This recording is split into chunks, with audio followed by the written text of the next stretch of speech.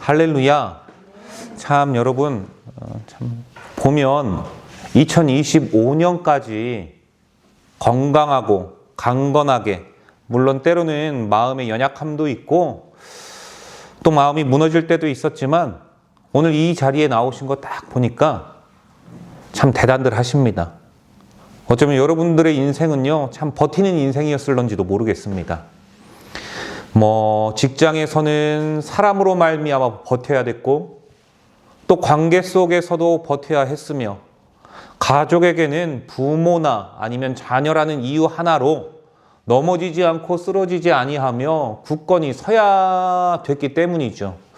그러니 여러분들의 삶을 참 목사로서 축복합니다. 주님께서 함께 하시기를 축복하고, 지금까지 버텨온 것처럼 앞으로도 버티면 참 얼마나 침울하겠습니까? 지금까지의 삶이 여러분들이 참 세상 그 누구도 손가락질 하지 못할 정도로 굳건하고 강건하게 잘 버텨오셨지만 이제 우리 그 인생 다 끝내자, 그런 말씀을 조금 드리고 싶습니다. 여러분, 오늘 본문에 보니까요, 이 이스라엘 말고 기브온의 삶이요 마치 우리의 삶과 동일한 것 같습니다. 왜 그러냐면 솔직히 여러분, 우리나라가 사실 무슨 강대국도 아니잖아요. 재래식 무기로 했을 때 우리나라 군사력이 세계 5위다. 일본이 우리나라보다 미치고 영국도 미치고 프랑스도 미치고 독일도 미칩니다. 하지만 그런다고 해서 우리가 경제력 10위권 밖 안 왔다 갔다는 하지만 그렇다고 해서 우리가 그렇게 강대국은 아니잖아요. 왜냐하면 늘 수출로서 먹고 살아야 되기 때문에 여나 야에서 항상 정권을 잡을 때마다 미국과 친밀하면은 중국을 버리려고 그러냐, 중국이랑 친하면은 너희가 지금 미국을 버리려고 하냐, 이런 것들. 또 강대국은 강대국대로 우리나라를 길들이려고 하고, 참 그러고 보면 우리는 뼛속부터 참 버티는 민족이었다라는 것밖에 떠오르지가 않는 것 같습니다. 이번에 이 외교 에이펙 정상회의를 봐도 그렇습니다. 정말 인도네시아 보면은요, 저기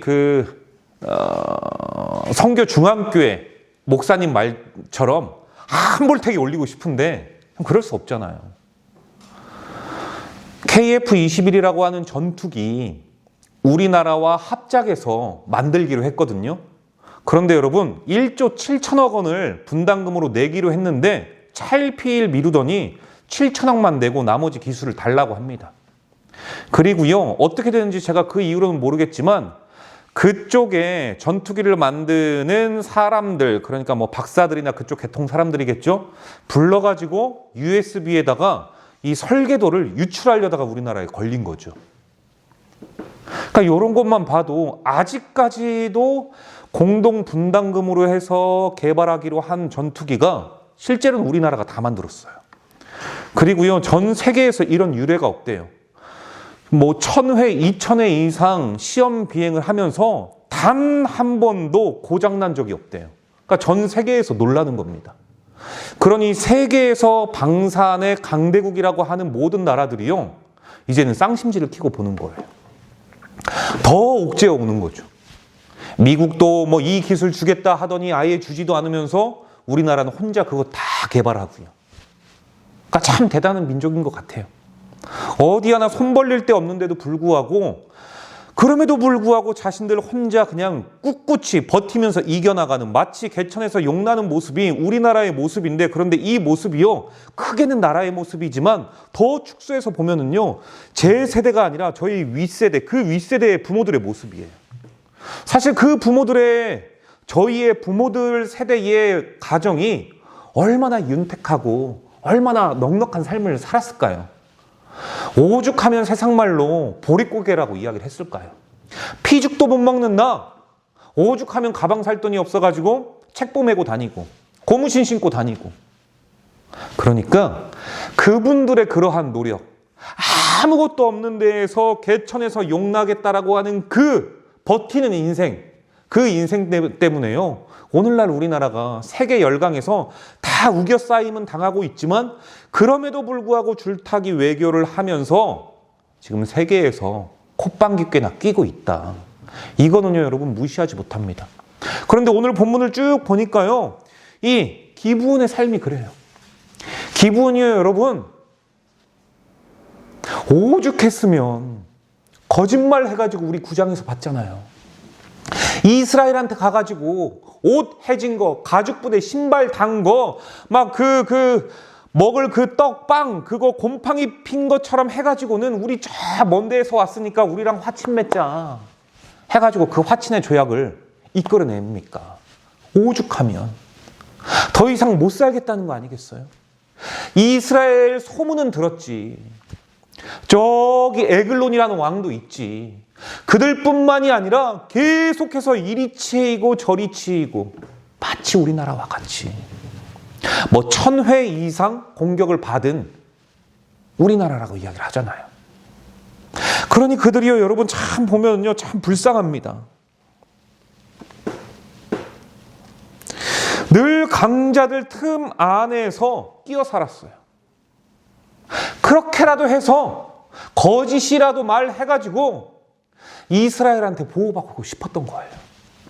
윤택한 삶은 아니라 할지라도 노예이지만 그럼에도 불구하고 생명은 유지하고 싶은 거죠. 여러분, 그럴 때요, 얼마나 많은 주변 나라들이, 민족들이요, 손가락질 했겠습니까? 이스라엘도 손가락질 하잖아요. 얘네 거짓이었다고. 이걸 우리가 이행해야 됩니까? 쟤네들과 계약 다 파기하십시오. 그럼에도 여호수아는 그러지 않았죠. 이거 우리 지난주에 봤습니다. 속이는 사람들이다, 약한 자들이다. 그런데 여러분, 중요한 건요, 우리가 이 생각하면 돼. 이게 정말 좋은 건 아니에요. 나쁜 거잖아요. 그럼에도 불구하고 그들이 그렇게밖에 할 수 없었던 이유를 여러분, 우리 삶을 보면 알잖아요. 우리 또한 이렇게 비굴할 때가 있었잖아요. 우리 또한 이렇게 아둥바둥 버티면서 살아갔을 때 아무도 알아주지 않고 그냥 막 손가락질하고 저거 나쁜 놈이다, 저거 나쁜 지지배다, 이런 소리 들으면서 귀가 따갑지만 자녀들 때문에 버티면서 살아가야 될 때가 한두 번이 아니었던 거 부모들이라면 다 있지 않습니까? 그런 거. 여러분, 그런데 놀라운 것은요, 우리 하나님은요, 기브온의 그런 모습을 보셨다는 거예요.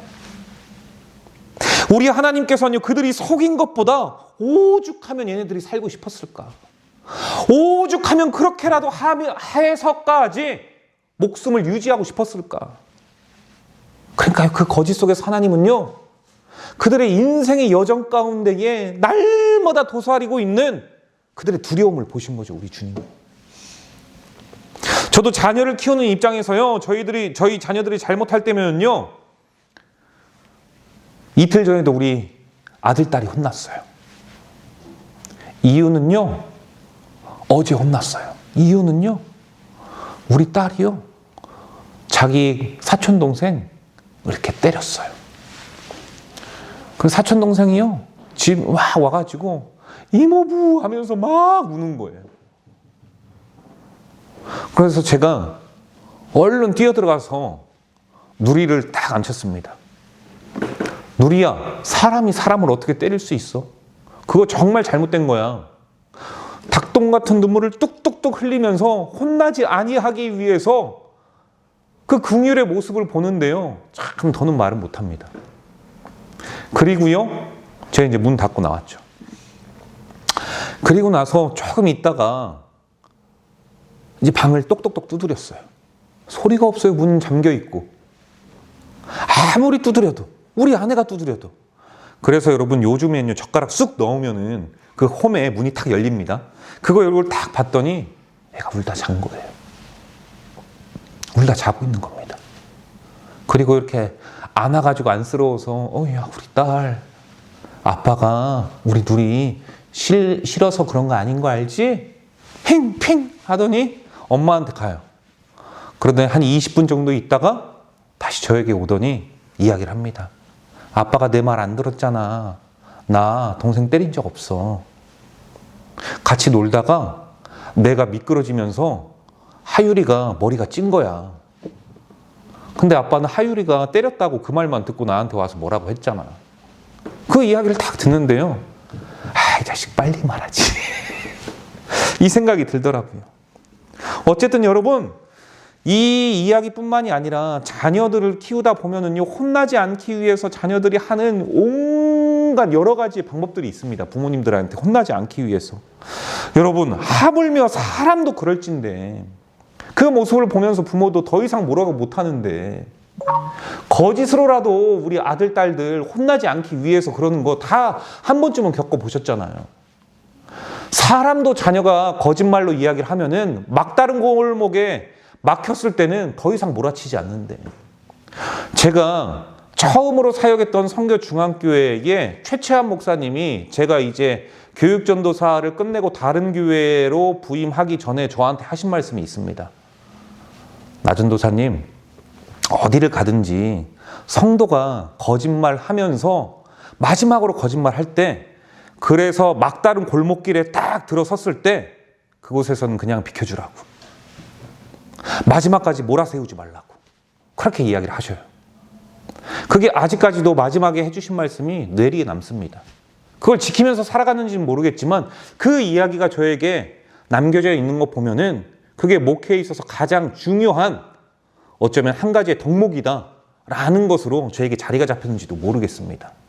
어쨌든 사람도 그 사람이 온가지 술수를 통해서 위기를 모면하려고 하면은 그냥 모른 채 해주는 것이 인지상정인데, 하물며 하나님은 어떠시겠습니까? 어떻게 해서든지 살려고 하는 그 기브온의 모습을 봤을 때 그들의 죄보다 아마도 우리 주님은요, 그들의 연약함을 먼저 보시지 않았을까요? 죄는 죄대로 남겨두되 그들의 연약함. 그리고 마침내 우리 하나님께서는요, 기브온 사람들을 죽을 위기에 처했을 때 여호수아를 통해서 말씀하시는데요, 오늘 본문의 8절입니다. 그때 여호와께서 여호수아에게 이르시되 그들을 두려워하지 말라. 내가 그들을 내 손에 넘겨주었으니 그들 중에서 한 사람도 너를 당할 자가 없으리라 하신지라. 할렐루야. 여러분, 이렇게 말씀하시자마자 하늘 보좌에 계신 우리 하나님께서 어떻게 하신지 아십니까? 기브온이 마주한 전쟁터로요, 하나님께서 내려오세요. 이 말씀이 그거예요, 여러분. 그냥 내려오신 게 아니죠. 직접 연약한 자들을 위해서 나는 친히 싸우는 하나님이다. 할렐루야. 이거 보여주는 거 아닙니까? 이게 8절이에요, 여러분. 그들 두려워하지 말라고. 누구를 위해요? 기브온을 위해. 오늘을 살아가는 우리를 위해, 연약한 성도들을 위해, 그리고 삶에서 실패했다고 혼자 부정하면서 날마다 긍정의 생각이 아닌 포기하는 생각을 가지고 있는, 실패했다라고 확신하고 있는 그러한 성도들을 위하여. 그리고 8절의 답은요, 하나로 관통합니다. 괜찮다, 박집사야, 박권사야, 김집사야. 내가 너희의 인생들 다 대신 싸워줄 거다. 이게 지금 오늘의 8절의 내용이에요. 오늘의 우리가 살아가는 언어로 이야기하면. 그렇다면 우리 하나님께서는 어떠한 성도를 위해서 싸울까요? 세 가지로 보겠습니다. 첫째요, 약함을 인정할 때 하나님께서 달려오시더라. 그거요, 여러분, 6절에서 7절입니다. 오늘 본문을 보니까 기브온 사람들은요, 위기에 봉착하자마자 여호수아에게 사람을 보내가지고 말해요. 그게 6절이에요. 기브온 사람들이 길갈 진영에 사람을 보내어 여호수아에게 전하되 당신의 종들 돕기를 더디게 하지 마시고 속히 우리에게 올라와 우리를 구하소서. 산지에 거주하는 아모리 사람의 왕들이 다 모여 우리를 치나이다 하매. 여러분, 이거 무슨 말이냐면요, 제발 좀 우리 좀 버리지 마세요. 제발 우리 좀 도와주세요. 여러분, 가나안 5 왕들은요, 연합해가지고요, 기브온 공격하러 오는 겁니다. 그것을 딱 목도하고 봤어요. 특별히 기브온은요, 어떤 지형이냐면요, 여러분, 김제하면은 뭐라고 이야기를 합니까? 나주 하면은 뭐라고 이야기를 하죠? 저기 철원 하면 뭐라고 이야기를 합니까?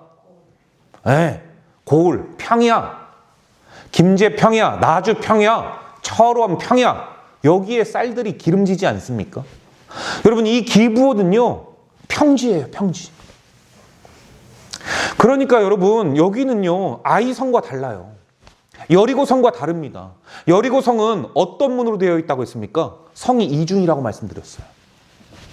이중이라고 말씀드렸어요. 그리고 아이성은요, 요새 높다라고 말씀드렸죠. 산세에 있는 것. 그런데 여기는요, 평지예요. 어떠한 성도 없어요.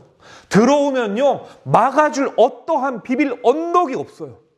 그러니까 이들이 그 모습을 보면서 얼마나 두려웠겠습니까? 그래가지고요 길갈로 막 사람 보내가지고 여호수아에게 말하는 겁니다. 제발 우리를 버리지 말라고, 우리를 버리지 말아달라고, 우리를 위해서 좀 싸워달라고. 지금 그렇게 이야기를 하고 있는 게 여러분 여기예요. 여기. 이게 6절입니다. 6절 여러분. 얼마나 두려웠겠습니까? 반응이 없으니 화친했는데, 죄악 맺었는데 우리 속였구나, 도와주지 않는구나, 누구도 기댈 수 없는 것이 인생이구나, 우리 민족은 이렇게 끝나는구나, 이런 생각하지 않을까요? 그런데 여러분, 기드온은요 그런 절망적인 상황 가운데에서 중요한 건 다시 돌아와서 6절에 당신의 종들을 버리지 말라고 이야기하지 않습니까? 도와달라고 하지 않습니까? 사랑하는 예수로 사는 교회 성도 여러분, 여기에서 우리가 알 수 있는 한 가지 확실한 거, 우리 하나님은 완벽한 사람의 부르짖음을 듣지 않는다는 거예요. 지금 누구의 부르짖음을 듣습니까? 연약한 자, 죄 있는 자, 거짓말한 자, 그렇게라도 해서 살려고 하는 자, 생명의 가치를 아는 자, 그 연약한 자, 그들의 부르짖음을 들으신 하나님이심을 여러분 믿으시길 바랍니다. 그 하나님이요 오늘을 살아가는 저와 여러분의 신음을, 부르짖음을 들으신다는 사실 또한 확실하게 믿으시길 바랍니다. 여러분, 기브온은요 실수한 사람들이에요. 그런데 그들이 살기 위해 하나님께 부르짖었을 때 우리 좋으신 하나님은 그들을 외면하지 않더라. 그러니 우리가 하나님 얼마나 믿을만 합니까? 그렇다면 이것은요 우리에게 적용되죠. 세상에 실수하지 않는 사람은 어디 있습니까? 실수 한 번만 합니까? 두 번 하고요. 살면서 날마다 오늘이 새롭잖아요. 우리가 오늘을 살아본 적이 없잖아요. 우리는요 그냥 마주한 오늘을, 하루를 살 뿐이에요. 그런데요 내일은 오늘 게 아니에요. 또 마주할 내일이죠. 늘 새롭습니다. 그래서 우리는요 늘 새로 배웁니다. 늘 실수를 한다는 거죠. 그 말은. 사람 살다 보면 그래서 여러분 실수할 수도 있고요. 때로는요 부끄러운 모습을 보일 때도 있습니다. 그래서 우리가 늘 하는 것들이 있잖아요. 내가 그때 왜 그랬을까 하는 그 후에. 하지만 분명한 것은 우리 하나님은요 우리를 실수로만 평가하지 않는다는 거예요. 그분은 우리의 마음 깊숙한 곳에서 저와 여러분이 하나님 도와주세요 할 때 하나님은 즉시 응답하십니다. 내가 세상에 너무 흠뻑 취해가지고 하나님의 말씀을 못 들을 뿐이지 하나님은 일하기 시작하세요.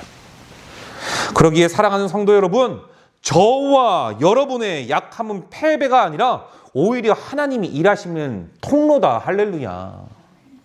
그래서 오히려 우리가 강할 때면 하나님은요 기다리십니다. 잘 보십시오. 강할 때 내가 기쁘고 좋고 잘 나가는 것 같지만 하나님의 도우심이 있었는지. 그렇게 잘 나갈 때요 꼭 넘어집니다. 생각해보면 다들 그렇게 간증해요. 내가 교만했었다. 그럼 하나님은 없다라는 거거든요.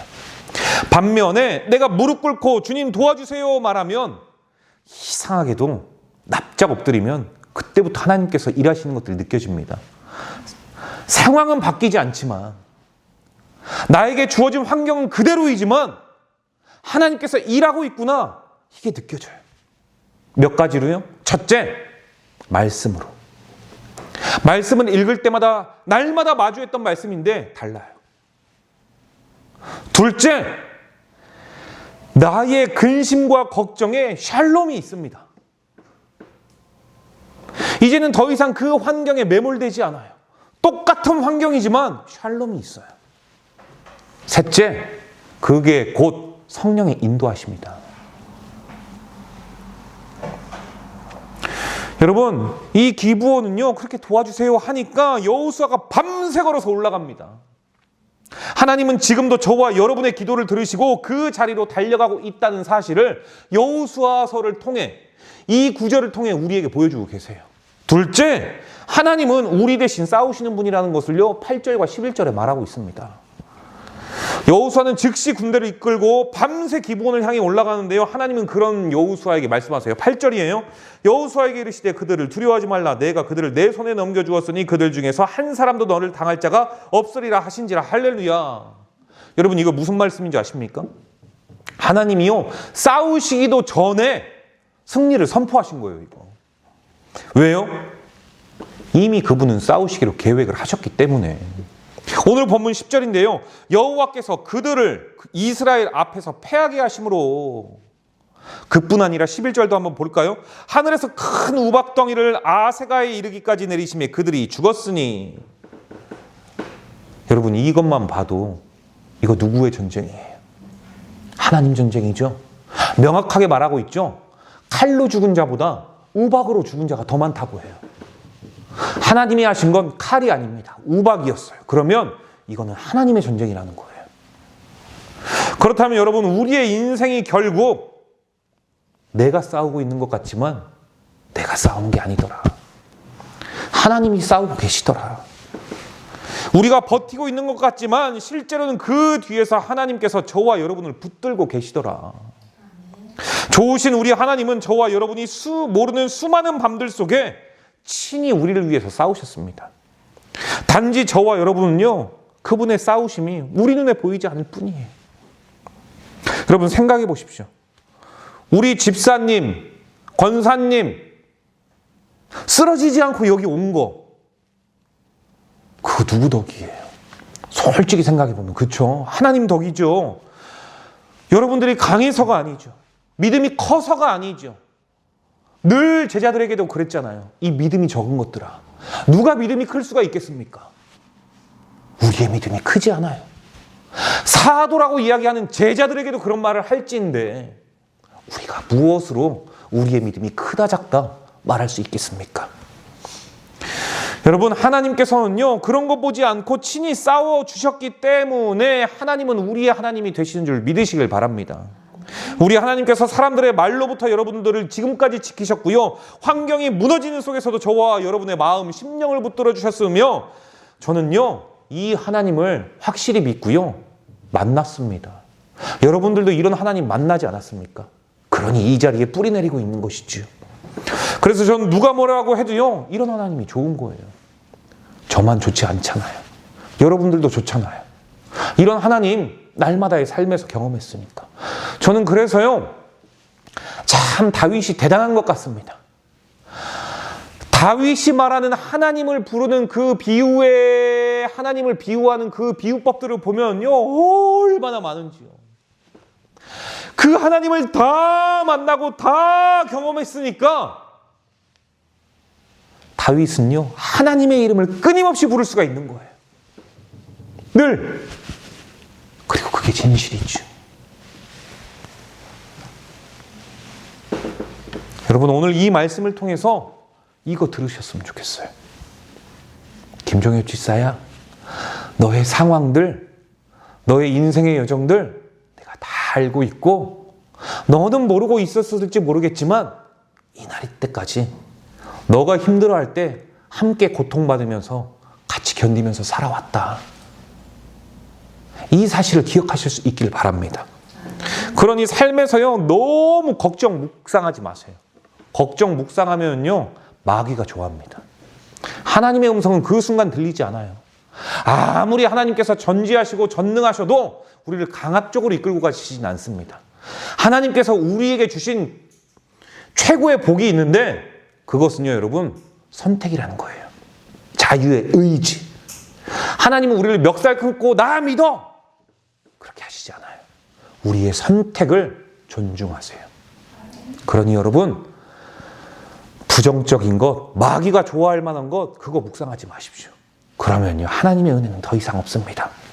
세 번째, 믿음으로 구할 때 기적이 일어나더라. 12절 14절 12절 여호수아의 기도를 한번 볼까요? 태양아 너는 기브온 위에 머무르라. 달아 너도 야알론 골짜기에서 그리할지어다.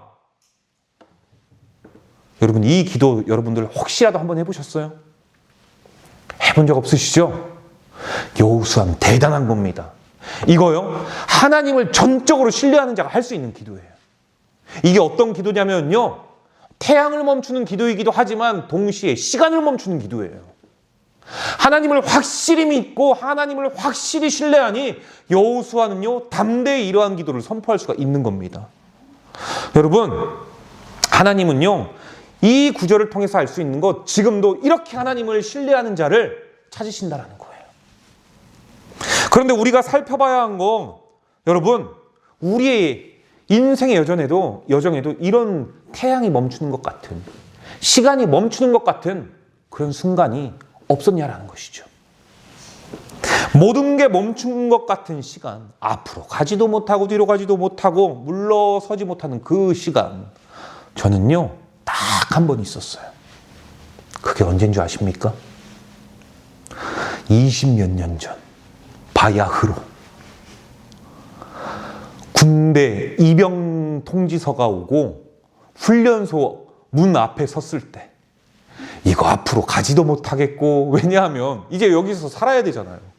뒤로 가자니 나 잡아가지고는 어디로 끌고 갈 것 같고, 이도저도 못하는 상황이 겨우 비유하자면 저에게는 그렇더라고요. 그런데 여러분, 확실한 것은 그 시간은 우리 하나님께서 같이 싸우시더라고요. 제 마음을요 싸우게 하시면서 결국은 그곳에 마음을 트게 하셨습니다. 결국은 군대에서요 2년이라는 시간 동안 살아가면서 군종병으로 이끄셨어요. 그렇게 가기 싫었는데 군대가 그렇게 이끄시더라고요, 우리 하나님이. 그래서 저는요 여호수아의 기도를 확실히 믿습니다. 성도가 믿음으로 하나님께 구하면 하나님은 움직이신다. 할렐루야. 여러분, 혹시 여러분의 인생에서도 멈춘 것 같은 시간이 있지 않습니까? 일이 풀리지 않는 시간, 마음도 막혀 있고 기도도 안 나오는 그런 때가 있지 않습니까? 그럴 때 하나님께서 말씀하십니다. 괜찮아. 그때 멈춘 그 자리에서 나는 싸우고 있다. 내가 잘하고 못하고에 따라서 하나님이 일하시고 일 안 하시고, 그런 여러분, 좁쌀만한 마음을 가지고 계신 하나님이 아니시잖아요. 그래서 아버지라고 하잖아요. 아버지의 마음이 얼마나 크고, 여러분들의 부모님 아버지의 마음이 얼마나 넓으셨습니까? 마치 그와 같죠. 우리 하나님은 비길 수는 없겠지만 더 크시지만, 여러분, 그러니요 지금 이 순간에도 포기하지 않기를, 인생의 여정 가운데 좌절이 오고 넘어짐이 오고 쓰러짐이 오고 괴로움이 오고 포기하고 싶고 다 놔버리고 싶을 때, 그때 오늘 말씀을 기억하십시오. 여러분, 포기하지 마세요. 절대 포기하지 마십시오. 왜냐? 그때 하나님께서 일하십니다. 그러니 포기하지 않기를 주님의 이름으로 권면드립니다. 여러분, 포기하려는 그때 오히려 하나님께 구하세요. 하나님, 제 인생의 태양 좀 멈춰주십시오. 시간 좀 멈춰주십시오. 제 마음을, 멈추어진 마음을 하나님의 빛으로 좀 밝혀주시고 채워주십시오. 여러분, 이 기도가요 기적을 만드는 열쇠예요. 그리고 오늘 하나님은 동일한 마음을 가진 저와 여러분을 바라보고 계십니다. 그리고 말씀하십니다.